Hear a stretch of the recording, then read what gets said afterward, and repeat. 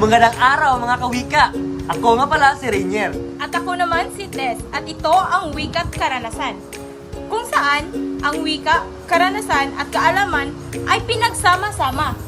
Ngayong araw, pag-uusapan natin ang pang-uri.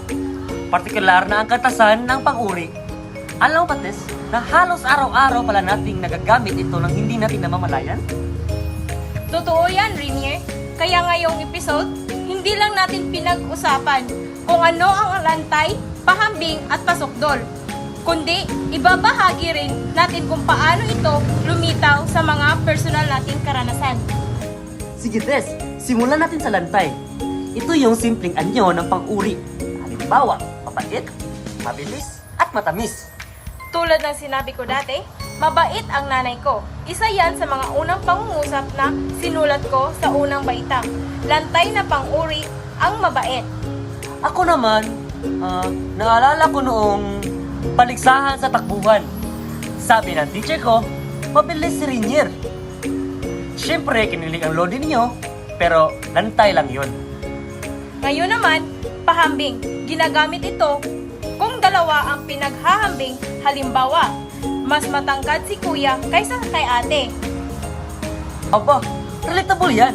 Lagi akong sinasabihan na mas maingay ako kaysa aking kapatid.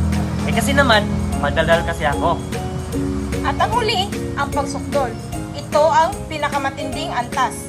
Pinakamaganda, pinakamasarap, pinakamatamis.